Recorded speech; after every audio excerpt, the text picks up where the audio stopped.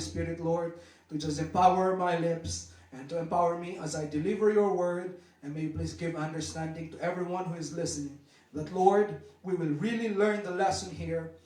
That, Lord, we need to become as little children in order for us to enter into your kingdom and in order for us to live in your kingdom.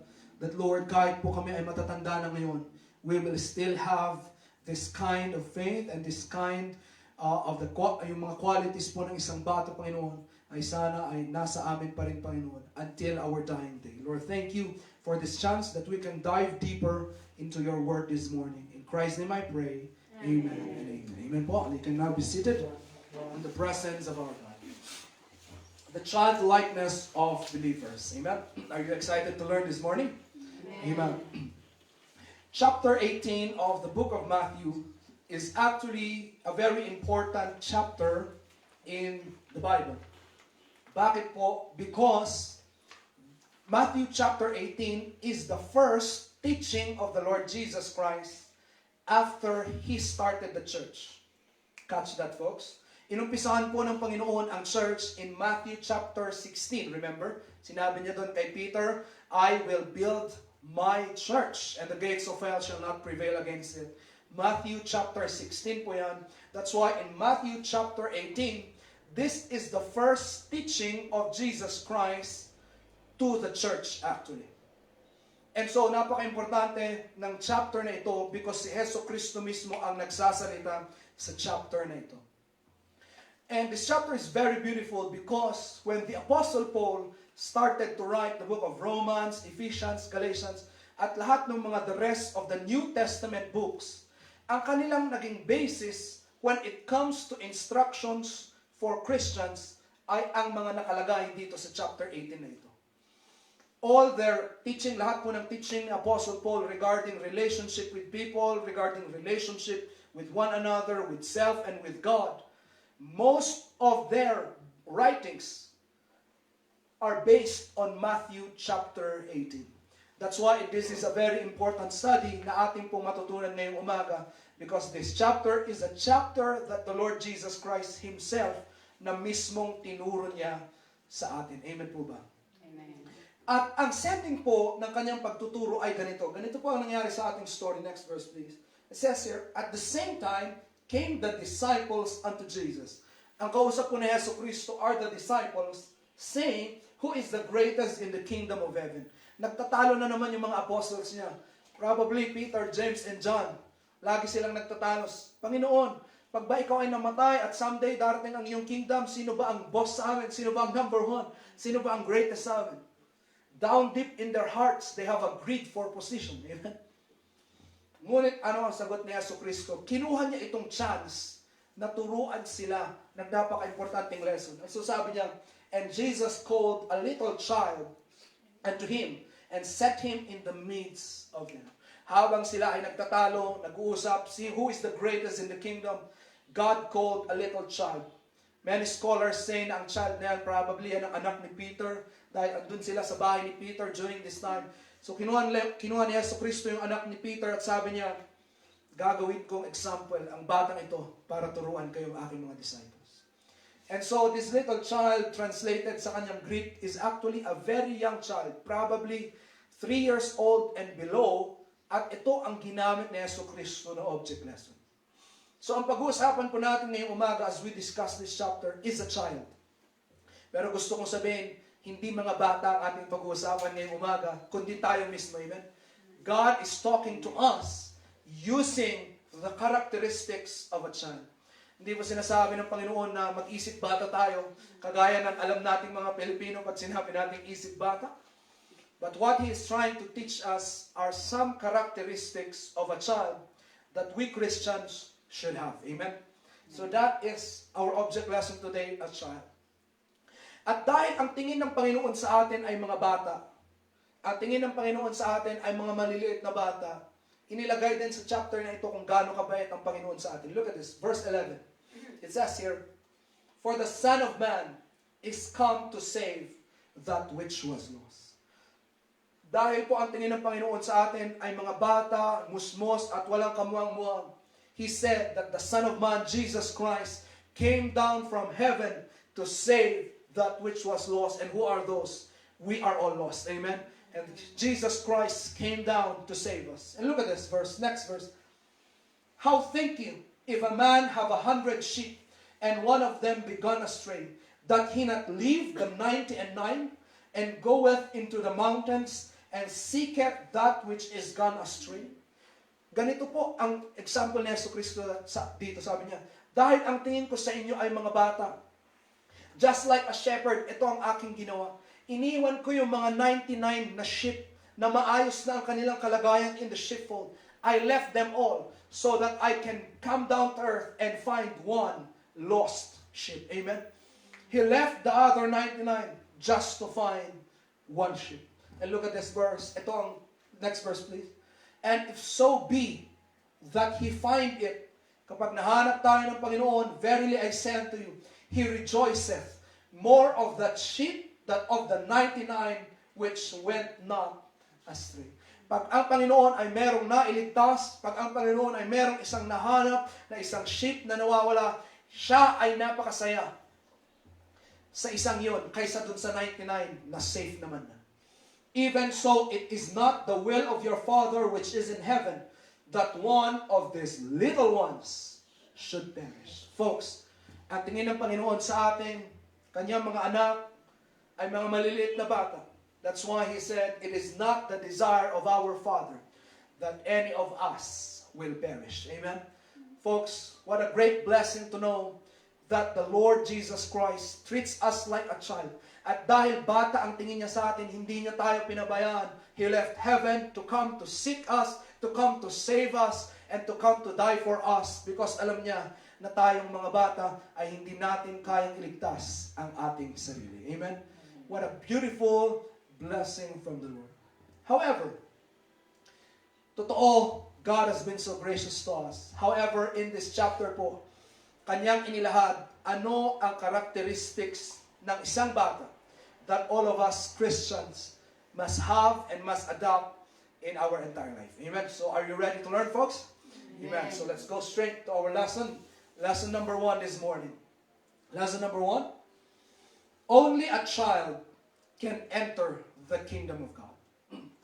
Amen? Only a child can enter the kingdom of God. Look at this verse. Look at this verse, folks.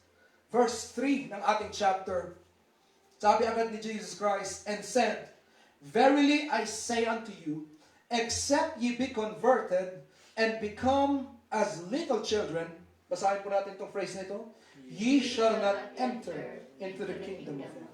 Ang usapan dito is still the kingdom of heaven. Salvation pa rin po ang usapan dito. Salvation and Jesus Christ being the King of our life. At sabi ng Panginoon, if we will not become as little children, we cannot enter the kingdom of heaven.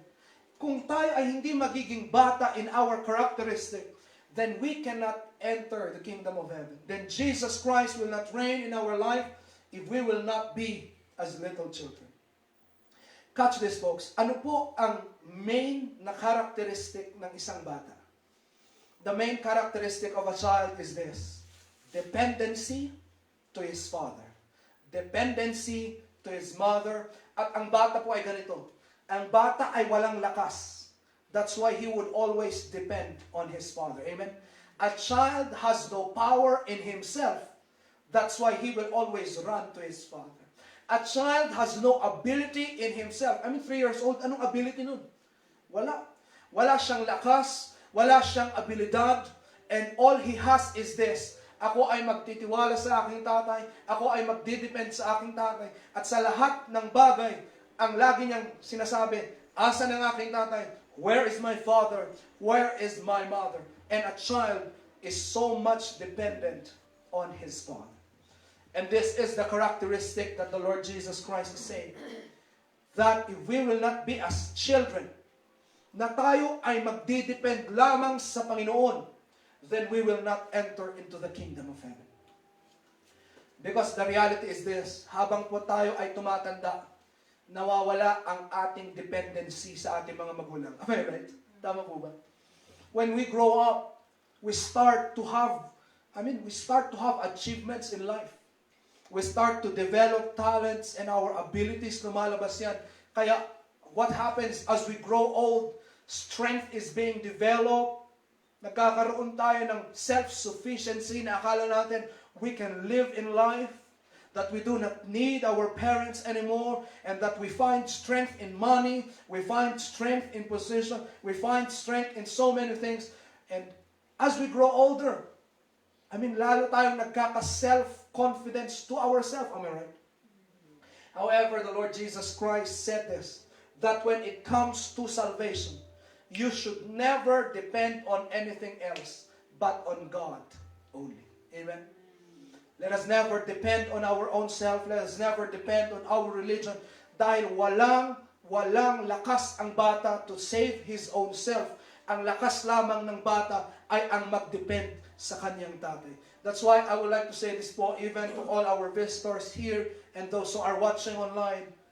If you want really to be saved, in order for you to be saved, kailangan mong kalimutan ang lahat ng kaya mong gawin. Kahit anong kabaitan mo, kahit anong religion mo, anything in you, you have no power to save yourself. Your faith cannot save you. It is only when you depend on the Lord Jesus Christ, then that is the time that He can save you. Amen po ba? Amen. I would like to say this, salvation is never 50-50. Amen. Salvation is not 50% God and 50% man. Namatay ang Panginoon sa akin, pero choice ko pa rin. That is not true. Salvation is not 90% 10. No. Salvation is this, 100% God, 0% us. Because a child has nothing in himself to save his own. Amen. There is no ability in us to save our own self. Ang pwede lang natin gawin is this, Father, please save me. And then we depend on Him. And then we throw ourselves at tayo magmakaawas sa Kanya. Father, I repent of my sin. I trust You for my salvation. And let the Lord save you. Amen po ba? When it comes to our salvation, we should have this attitude of a little child.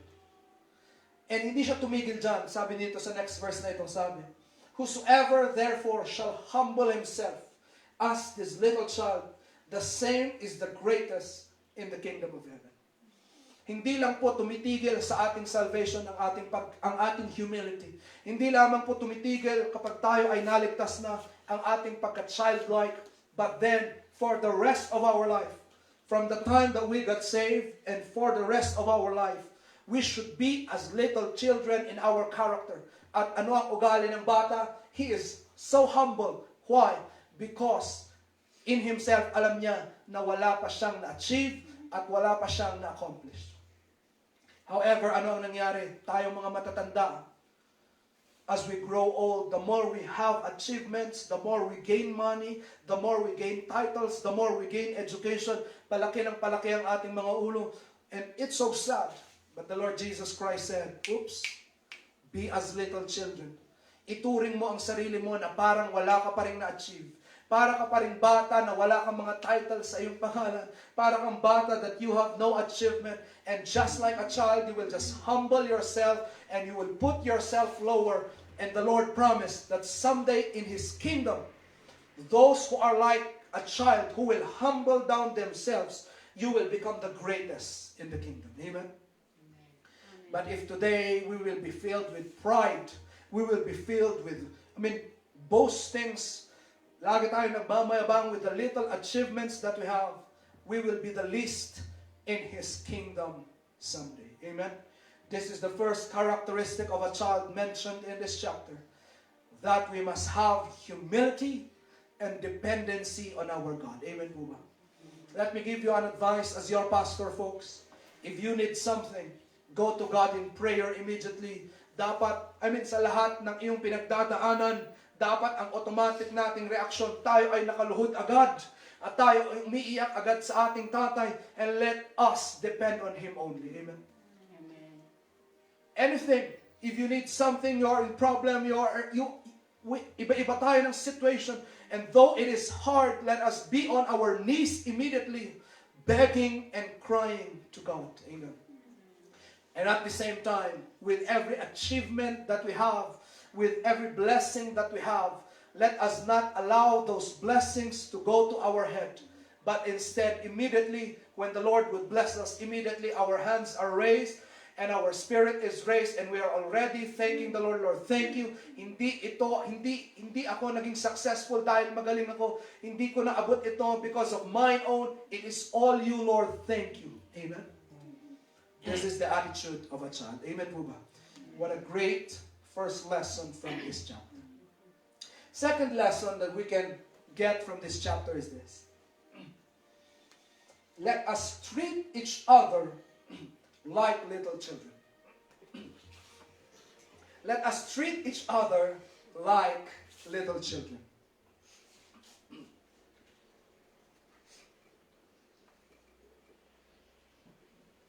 Look at this verse. Napakaganda ng sinabi ni Yesu Cristo dito. Verse 5, and he said here, and whoso shall receive one such little child in my name, receiveth me. The Lord Jesus, gusto ko makuha niyo ang verse na ito dahil napakaganda. Sabi ng Panginoon, if we will treat each other like little children in the name of Jesus, then that is how we treat Jesus Christ. Amen? It's a very beautiful verse, sabi niya, kung paano natin tratuhin ang ating mga kapwa Kristiyano, especially those who are of the household of faith. Imagine, especially those na yung mga ka-church mo mismo, at yung mga Kristiyano din, and those who have the same faith as you, how you will treat them is how you will treat the Lord Jesus Christ. Amen?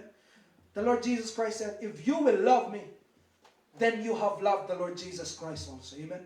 If I have loved you and I have respected you well, if I have received you well, yung word na receive na yan, it means respect. If I will respect you, if I will treat you, if I will accommodate you, then that is how I accommodate the Lord Jesus Christ also. Amen po ba? Amen. What a blessing. So ibig sabihin, one way of showing love to the Lord Jesus Christ is how? By showing love to others. Amen. That's why look at your seatmate, folks. Look at your seatmate. Yung tao na yan ang dapat mong minamahal. Because in loving that person, you are loving the Lord. Amen. Kaya nga po, the Bible said this. How can you say that you love God who you cannot see if you cannot love your brother whom you can see? Amen. Huwag tayong maging hipokrito na sabihin natin, mahal ko ang aking Panginoon, eh hindi mo nga siya nakikita. Yung kapatid mo sa Panginoon na nakikita mo, hindi mo kayang mahalin. How can you say that you love God? Amen? And this is the blessing here. If we love each other, then we are loving the Lord. The way we treat each other is the way we treat God. And you know what? God is so serious with this verse that in the book of Zechariah, he said a very strong statement. Look at this verse. Zechariah 2 verse 8. Sabi ng Panginoon dito, just write down the verse and you will appreciate this verse after I explain it. Sabi po dito, can we read it together? Ready, go. For thus saith the Lord of hosts, after the glory had he sent me unto the nations which spoiled you, for he that toucheth you, toucheth the apple of his eye. Sabi ng Panginoon, promise niya ito sa lahat ng Kristiyano. Sino man ang gagalaw sa iyo, parang ako ang kanyang ginalaw. And look at this. Toucheth the apple of his eye. Ano ang ibig sabihin nun? The apple of the eye is to be taken literally. Ito po yun. Yung talaga, ano bang tawag dito? Yung center ng ating mata, kung asan yung black. To those of you who are wearing contact lenses, alam nyo kung gaano kasakit hawakan ng mata. Tama ba? Before, my girlfriend was actually trying to introduce contact lens wearing to me. At siya ang naglalagay ng contact lens ko noon. Ang sakit, as in, pag ididip niya yung contact lens at ipapasok niya yan sa aking mata, ang hirap hawakan. Pag ako na ang gagawa, hindi ko rin mahawakan yung aking mata. Nakakairita, nakakaiyak, nakakasakit, at ang natural na reaction is, tulak mo yung kamay na nangahawak sa iyong mata. And look at this. Yun ang analogy ng Panginoon dito. If someone will persecute Christians, parang ang ginagawa niya sa akin ay hinahawakan niya yung gitna ng aking mata. And so the Lord is irritated, the Lord is hurt, the Lord is angry. Kaya pag binasa niyo itong Zechariah na yan, ang context niyan is curse, curse, curse. Bakit? Because God promised na kung sino man ang gagalaw sa kanyang mga anak, para nilang ginalaw ang Panginoon. Because how you treat the children of the Lord is how you treat God. Amen? Amen po ba? Amen. That's why, folks, be encouraged. If people are hurting you, they are hurting God. Hindi mo na kailangan gumanti. Amen? Because vengeance is of the Lord. They are hurting the Lord. And that is the same with us. Folks, tandaan nyo, dun sa book of Matthew, ang kausap is mga disciples. Ibig sabihin tayo yun eh. If we hurt one another, then we are hurting the Lord. Amen. Look at this next verse in Matthew. Verse 6 na ito in the book of Matthew. It says here, but whoso shall offend one of these little ones. Sino daw ang this word offend means to lead into sin or to discourage. Okay? Kung sino man ang magiging bad influence sa kapwa Kristiyano at kung sino man ang magdi-discourage sa bawat Kristiyano which believe in me, it were better for him that a millstone were hanged about his neck and that he were drowned in the depth of the sea. Folks, this is not me talking. This is Jesus Christ. At ano ang sabi niya? Look at this picture. Ito po ang ibig sabihin ng verse na yun. This is a form of capital punishment during the Roman Empire. Nung Roman Empire, ang isa sa capital punishment nila is crucifixion. Pero kung hindi crucifixion ang gagawin sa'yo, it is a millstone. Ibig sabihin, napakabigat na bato, itatali yan sa leeg mo, at itatapon ka sa sea, and you cannot swim. Amen? Hindi ka makakalangoy. Ang bigat niyan eh. And it will drag you at the bottom of the sea, and you will drown. Balik ka nga sa verse. Itaas mo yung verse. Folks, yun ang sinabi ng Panginoon dito. If you will be a bad influence to your fellow brethren, or if you will discourage them, it is better, mas mabuti na lang, na magaya ka sa taong nilagyan ng bato at itinapon sa dagat para mamatay. Folks, wow. Strong words by the Lord Jesus Christ. Amen? The Lord Jesus Christ is just so serious about loving each other. Yun lang ang point dito. Napakaseryoso niya with us respecting and loving each other. Because if you will be the source of discouragement for others, sana, ibagsak ka lang. It is better for you to drown than for you to continue discouraging and being a bad influence to others. Folks, this is a serious warning for all of us Christians. That's why gusto ko pong sabihin ito sa ating mga members, even those who are watching online. Let us not allow ourselves na tayo ang mag-influence to our brethren to do sin. Amen? I mean, let us not influence others. I mean, kahit anong klaseng kasalanan dyan, if we are being a bad influence to others, we are teaching others and pulling them into vices, pulling them into gossiping, pulling them into negativity, and others are being discouraged because of us. God gave us a serious warning. But at the same time, folks, let us not allow ourselves na tayo ang maging source ng discouragement sa ibang mga tao. Amen po ba?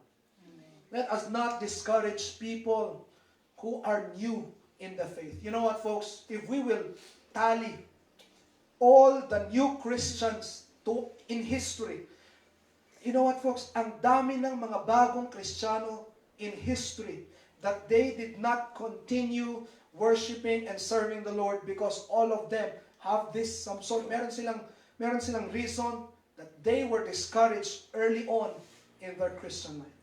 And so let us not allow that we are the source of discouragement.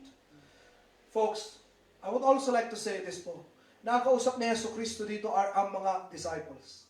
At ano ang ibig sabihin dito? The Lord Jesus Christ already assumed that if you will be serving the Lord, you will really have discouragement. You will really have persecutions. There will be people who will criticize you. Inassume na yan ng Panginoon. That's why don't be discouraged if someone is discouraging you already because the Lord already assumed that.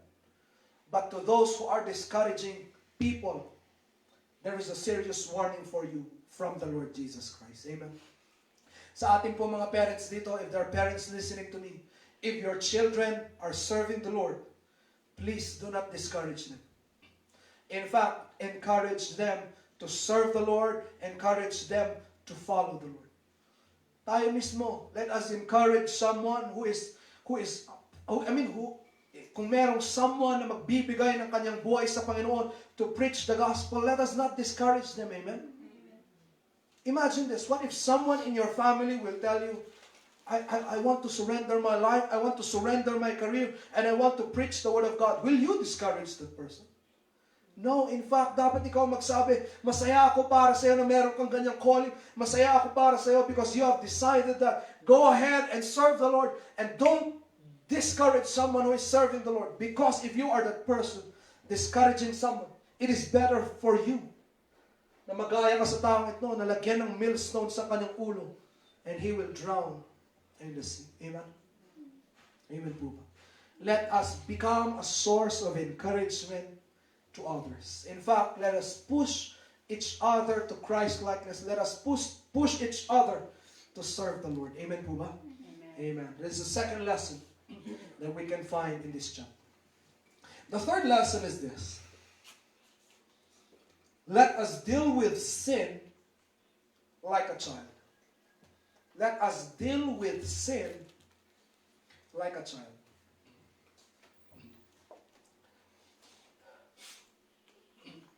Let us deal with sin like a child. There is a very important quality of a child pag siya ay bata. And that is, lahat po ng sasabihin mo sa bata ay kanyang pinaniniwalaan. Tama po ba? In fact, marami sa atin ang may mga pinaniwalaan na mali naman, na anong grade 6 na tayo at nung high school na tayo, saka lang natin na-discover na mali pala yung sinabi sa atin. Parents would say, anak, huwag mong kainin yung buto ng santol. Kasi tutubo yan sa tiyan mo. Madi-discover mo na lang na mali yan pag grade 6 ka na. But the point is this, a little child is that receptive. Amen? If you tell him something, he will believe that. If you tell a child something, especially pag there is repetition, ito, behavioral therapy na ito, psychology na ito, especially pag may halong repetition yan, pag may halong discipline, pag may halong instruction, when you discipline a child early on, he will remember that for the rest of his life.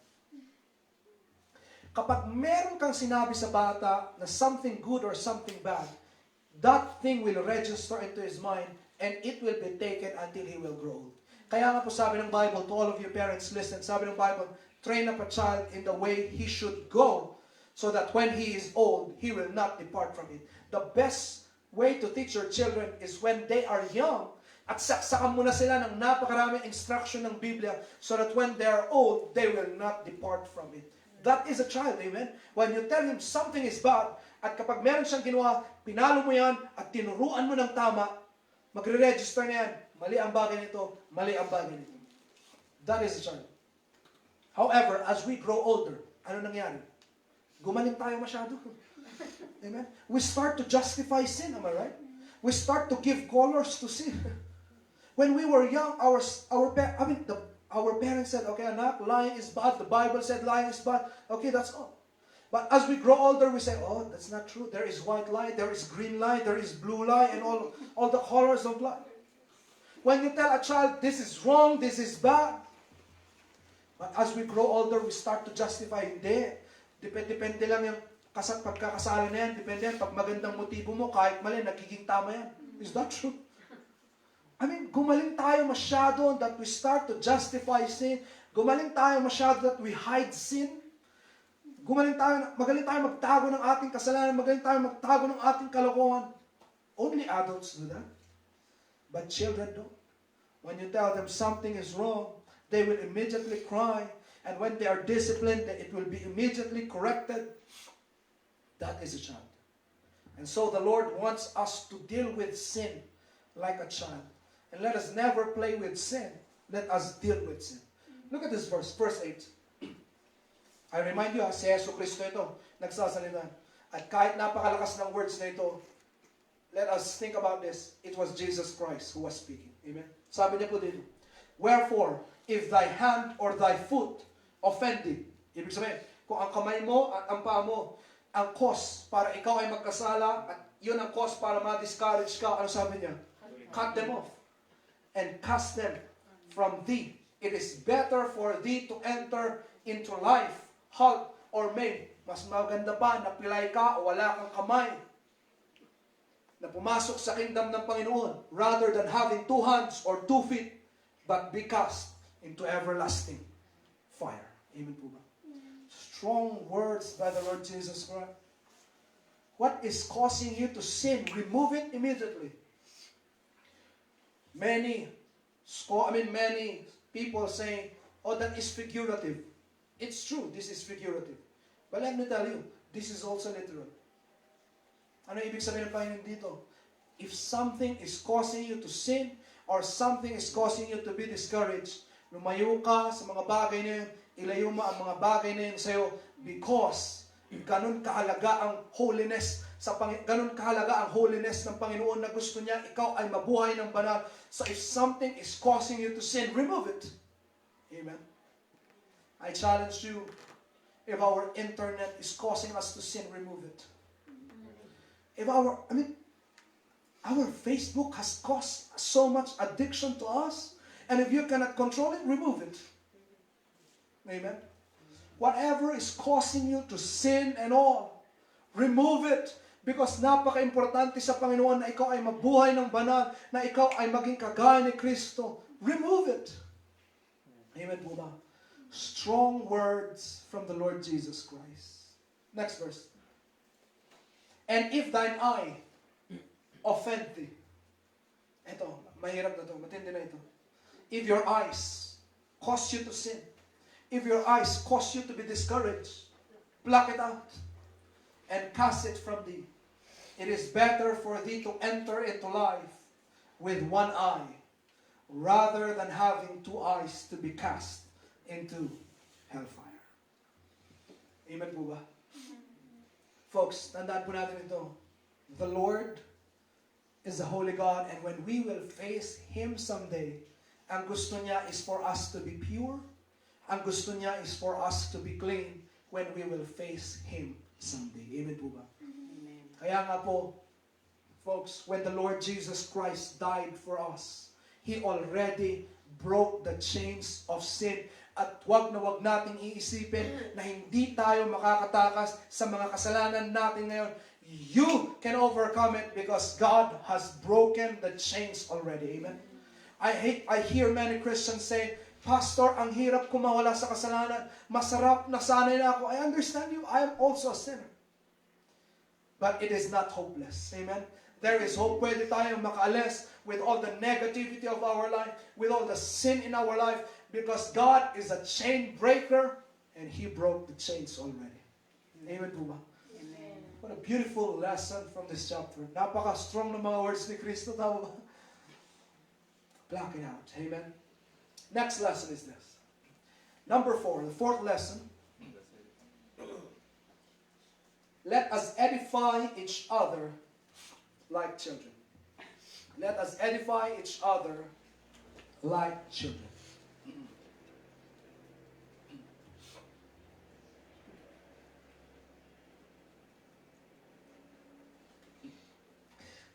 I want to increase your vocabulary po. Because the word edify ay paulit-ulit po na nabanggit sa Bible actually.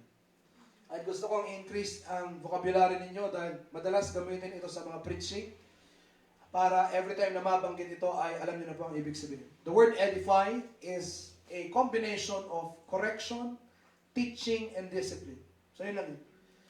At ang goal ng edification is this. As long as you are pushing your brother to grow, that is edification. Amen? Lahat ng pwede mong gawin para ang kapatid mo ay mag-grow sa pananampalataya, mag-grow siya sa knowledge, whether i-correct mo siya, whether ituruan mo siya, whether i-discipline mo siya, whether napaalalahanan mo siya, lahat ng pwede mong gawin for a brother to grow spiritually, that is the word edify. Amen?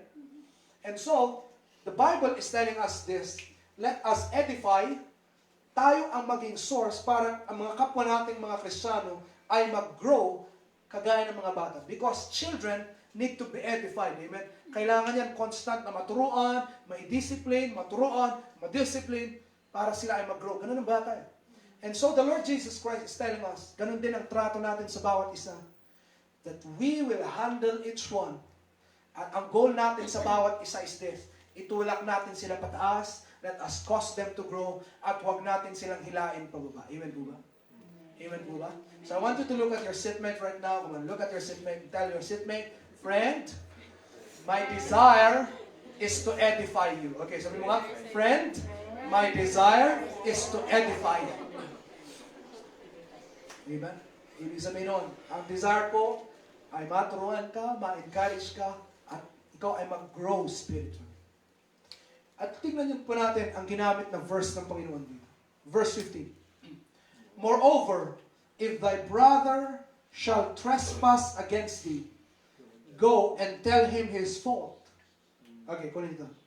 Pag daw ang isang tao ay, ang isang Kristiyano or ang isang brethren natin ay nagkakasala or nasaktan ka, ano ang dapat mong gawin? Go to him and tell him his fault. Between thee and him alone, if he shall hear thee, thou hast gained thy brother. Folks, if a brother, pag meron tayong nakitang kapatiran na nagkakasala, meron tayong kapatiran na mali ang kanyang ginagawa, or meron tayong kapatiran na nasaktan tayo, what we should do is this. We go to him alone na, ikaw lang, pupunta ka sa kanya, at sasabihin mo, at dalawa kayong mag-uusap, at dalawa kayong mag-grow. This is the instruction of Jesus Christ. But what happened today? Amen?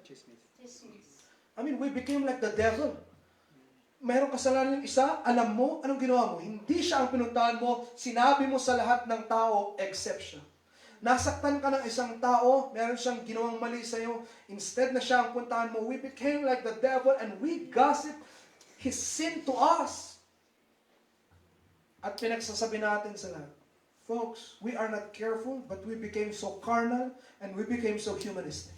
This is the Christian way of growing together, amen? Go to that person, sabihin mo, kapatid, nasaktan mo ako. Tama ba itong ginawa mo? And then you talk together, ano ang sabi ng Biblia. Amen po ba? Kapag may nakita kang brother na mali ang kanyang ginagawa, you go to him immediately at sabihin mo, kapatid, parang mali ang ginagawa mo. Ito ang sabi ng Biblia. Baka pwede nating aralin ito so that we can grow together. Amen? Kapag may tao na mali ang kanyang prinsipyo, pupuntahan mo rin siya at sasabihin mo, alam mo, mali ata ang doktrina mo. Mali ata ang pinaniniwalaan mo. Sabi ng Bible, ito ang tama. And both of you will grow together. Amen. This is the instruction of the Lord Jesus Christ. At meron pa siyang kasunod na instruction. Verse 16, but if he will not hear thee, ibig sabihin, kapag di pa rin siya nagbago, hindi pa rin siya nagrepent, hindi niya pa rin tinake ang advice mo, then take with thee one or two more. Kumuha ka ng iba pang Kristiyano, probably those who are more mature than both of you, isa or dalawa, so tatlo na kayo. And then go to that brother that in the mouth of 2 or 3 witnesses, every word may be established. Ano ang goal nito, folks? Ang goal nito is this, para hindi masira yung isang tao. Because pag chinismis mo na yan sa iba, sira na agad yung tao, amen? But when you go and talk, friendly talk, and you grow together at pag-usapan niyo ang problema, amen? Folks, believers, please, let us stop putting our hate towards others in Facebook. Go to the person and tell the person, amen? And next verse, verse 17, and if he shall neglect to hear them, tell it unto the church. But if he neglect to hear the church, let him be unto thee as a heathen man and as a publican. A tax collector and a heathen man, a Greek person, an outcast. Ano ang ibig sabihin nito? Folks, I would like to say this. Church excommunication is very biblical. Dahil si Yesu Cristo mismo ang nagsabi that there is church excommunication. At ano yun? Ang point dito is this. Ang point dito ay yung, dapat hindi ako magkasala. Hindi yun eh. Hindi yun ang point dito. The point here is not the sin. The point here is the repentance. Amen. Ibig sabihin, kung meron po tayong mga kaibigan na nagkakasala, tao lang naman tayo. But my point is, all of us must battle with sin and holiness, and let us encourage each other, let us teach each other, para sabay-sabay tayo maging parang si Kristo. But if someone will not repent, hindi siya magbabago, at nakaka-discourage na siya sa iba, then the Bible said that that member should be excommunicated from the church. Ano po ang point ni Yesu Cristo dito? Ang point ni Yesu Cristo dito is this. Napaka-importante sa Kanya na tayo, bawat isa, we are accountable to each other. Amen? Para tayo magkakapamilya, para tayo magkakapatid, and we are accountable to each other. Ibig sabihin, hindi, pag nakikita kita, hindi ko hahayaan na ikaw ay bumagsak sa kasalanan. And so I will do my best to pull you to the Lord Jesus Christ. Amen po ba? Folks, let me ask you parents, if you see your child na siya ay nalalaglag sa kasalanan, wala ka bang gagawin? You will do everything in your power, am I right? And that is the analogy here. Tayong mga anak ng Panginoon, tayong mga members na isang church, tayong mga Kristiyano, magkakapatid tayo sa Panginoon. And so if someone is going down, let us do our best to pull that person back to Christ. Amen? Amen po ba? Amen. Pull each other. Let us edify each other. Let us correct each other. Let us teach each other until all of us will grow to become like Jesus Christ. Amen? Amen. What a very nice attitude for us as a church. And folks, let me say this. Tayo po nag-uumpisa tayo ng church. If we will learn this principle, alam nyo, magiging napaka-healthy ng ating church. Kung matututunan natin to, that all of us will learn the art na, alam mo, we'll just go to each other at sabihin natin, kapatid, I encourage you, pag may mali, kapatid, ito ang nagawa mo sa akin, pag-usapan natin to. We will become a very healthy church if we will learn this principle. Amen? And so that is our fourth lesson. And the last and final lesson that we can find in this chapter is this. Let us forgive like a child. Let us forgive like a child.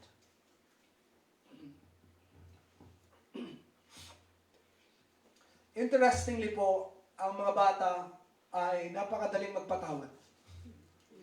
Minsan, candy lang, papatawarin ka na. Tama ba? Tama. Candy lang. Pera na. Pera na kayo. Ngayon, pera na. Madaling magpatawad ng bata. When we were young, pag meron tayong kaaway, they would joke us, uy, kiss na, hug-hug na, bati na kayo. But as we grow older, I don't know what happened. Ang hirap natin magpatawad, ang gusto natin, kung hindi siya luluhod, hindi ako magpapatawad. Ganun tayo ngayon. Kung hindi niya ito gagawin, ngunit nung bata tayo, ang dali nating magpatawad. And here is an attitude that the Lord Jesus Christ is telling us. Let us forgive each other like a child. Look at this verse. Nagsalita, next verse please. Nagsalita si Peter, sabi niya, Then came Peter to him and said, Lord, how oft shall my brother sin against me and I forgive him? Sabi ni Peter, Panginoon, ilang beses ba na ako ay magpapatawad? Till 7 times? Ito, kunin ito. This is very historical. Sa Old Testament po, laging may pattern ang Panginoon. Na ang pattern niya is, nagpapatawad siya after the 3rd time. Hindi to doctrine, pero ito ang naging pattern ng Panginoon in the Old Testament. Na ang chances na binibigay niya sa mga tao ay 3 beses lang. And after the 3rd chance, there is judgment already. At so itong mga rabbi, itong mga Jewish people, gumawa sila ng law na ikaw ay dapat magpatawad ng more than 3 times. Kasi si God, nagpatawad siya ng naging minimum ni God na 3 times siya magpatawad. At so, kung magpapatawad ka that more than 3 times. And so, nung sinabi ni Peter na till 7 times, ibig sabihin, ang point ni Peter dito is this, 3 lang ang nire-require nyo, ha? Yung tanong ko, greater na. Tama ba? So sabi niya, gracious na ako dito. 7 times. Kasi ang ginawa lang naman ng Panginoon is 3 times. So ako, ine-extend ko pa yung patience ko. So 7 times ako magpapatawad, Panginoon. Yun ang tanong niya. But the Lord Jesus said unto him, I say not unto thee, until 7 times, but until 70 times 7. How many is that? 70 times 7? That is 490 times. So the point here is not the number anymore. But the point here is it should be innumerable. Ibig sabihin, magpatawad ka lang ng magpatawad until it becomes your character to forgive someone. Amen? And look at this, ang sagot ni Peter is more of the law. Pero ang sabi ni Jesucristo, be gracious enough and forgive others. Amen? Kaya nga po, nagbigay ang Panginoon ng isang parable to explain this point. Ito, nakapagtaka. In his teaching, bigla siyang nagsingit ng isang parable at doon natapos yung chapter. And look at this parable. Therefore is the kingdom of heaven like unto a certain king. Ang topic na dito is forgiveness, right?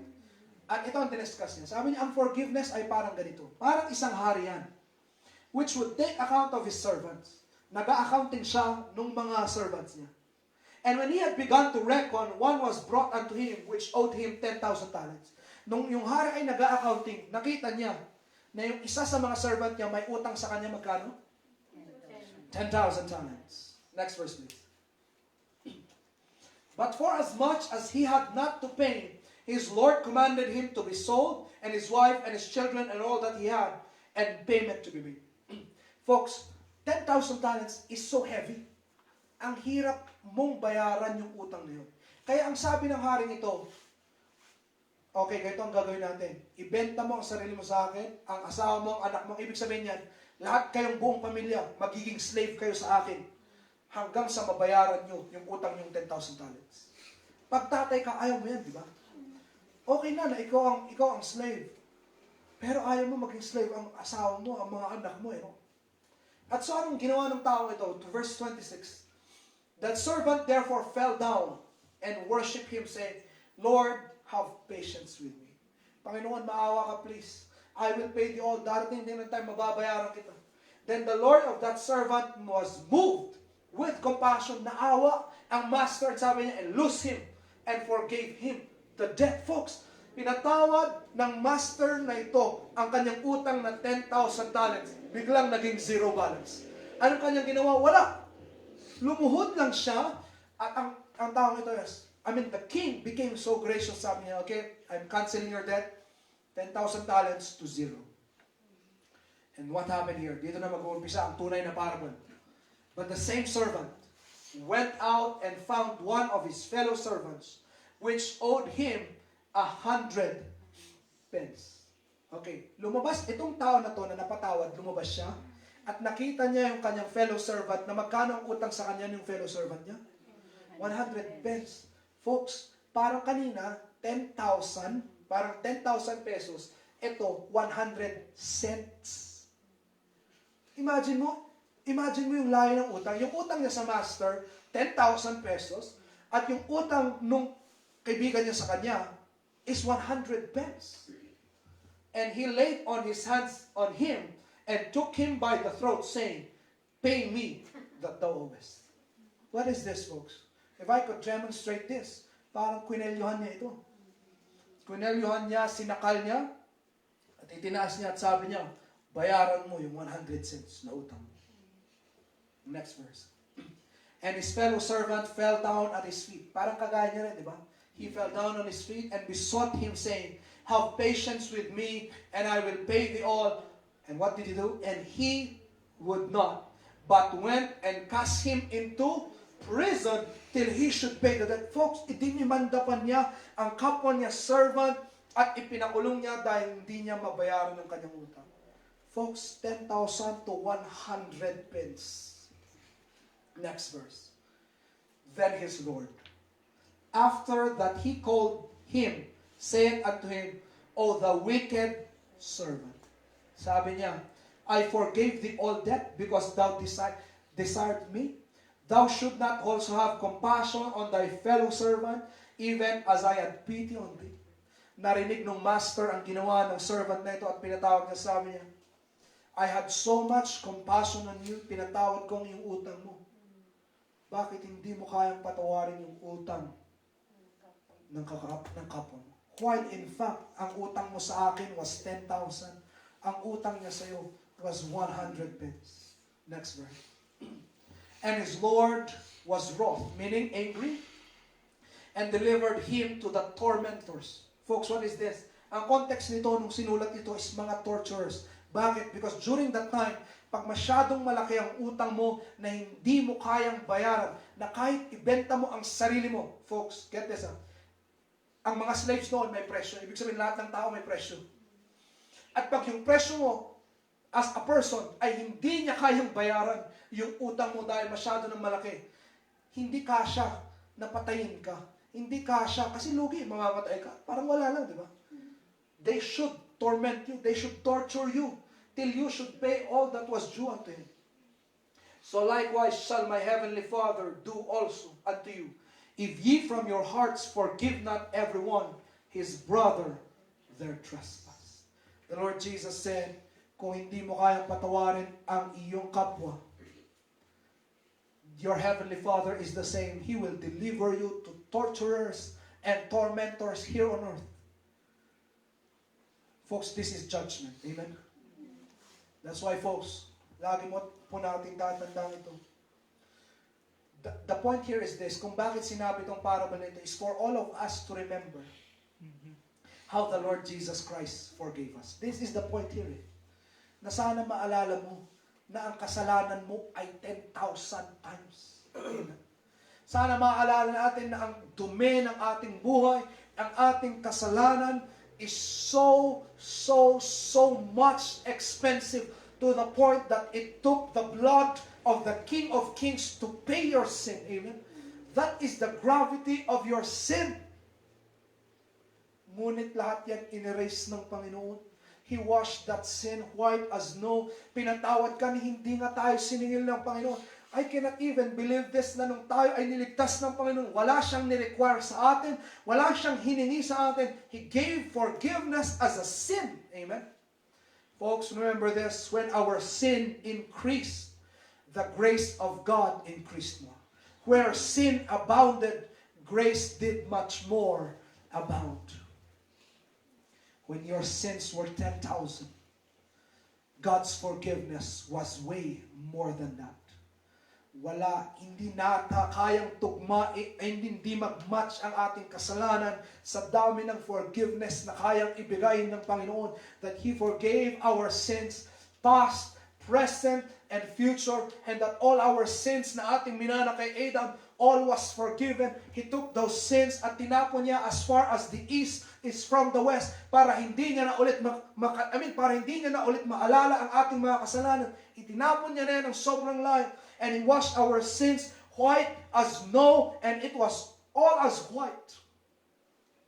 And yet, kapag tayo ay may nagkakasala sa atin, napakahirap nating mapatawad, napakahirap nating i-erase.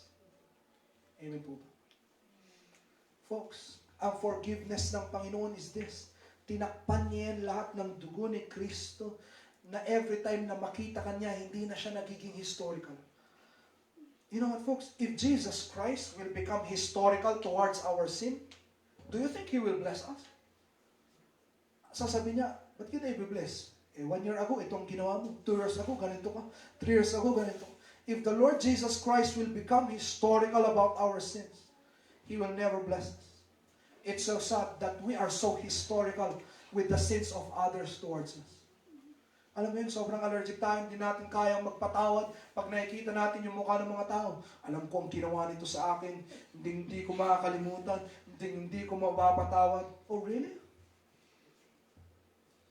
Kapatid, 100 pesos lang ang utang ng mga kapwa natin sa atin. 10,000 ang pagkakautang natin sa Panginoon. Let us forgive like a child. Amen po. Amen. And folks, as I end, let me say this. Ang buong chapter na ito, ang context niya is pagkabata. Amen. And one of the greatest titles that we have in the New Testament is this. We are sons and daughters of our living God. Amen. Tayo ay mga anak ng Panginoon. Ibig sabihin, tayo po ay play natin yung role na yun, that let us remain as little children in the sight of God.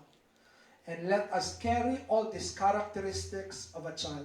Because this is how children, amen? This is how Christians should live their lives in this earth. Amen po. Ito, let me say this po. As I end, Matthew 16, tinayo ng Panginoon ng church. Matthew 18, binigay niya ang katuruan na ito. And then, ang kasunod na ng mga chapters niyan, namatay na siya. And in Matthew 28, binigay niya ang mission ng church. Gusto ko pong makuha ito. Before we even do our mission, before we even preach the gospel, before we even, desire, tayo church, gusto natin Mag-grow tayo in numbers, tama po ba? Mag-grow itong building natin, mag-grow tayo in numbers. Dumami ang ating mga members. Yun ang desire natin, yun ang mission ng church. But before the Lord Jesus Christ gave His mission, ibinigay niya muna ang instruction nito. Anong ibig sabihin dito, folks? Mas importante ang ating character kaysa yung mga bagay na ginagawa natin para sa Panginoon. It is more important for us na tayo ay maging bata in character rather than us doing the ministry. Ibig sabihin, it's more important first that our lives will be fixed before we can even serve the Lord. Amen po ba? This is the word of the Lord for us this morning. And I pray that this chapter became a blessing to everyone. Amen. Let us bow down our heads in prayer. And I want you to talk to your God this morning and tell Him whatever you have realized in this message. Ano man ang conviction na natanggap mo sa message na ito. Ano man ang realization na natanggap mo sa message na ito. Iluhod mo yan sa Panginoon at sabihin mo sa Kanya ang iyong panalangin ngayong umaga.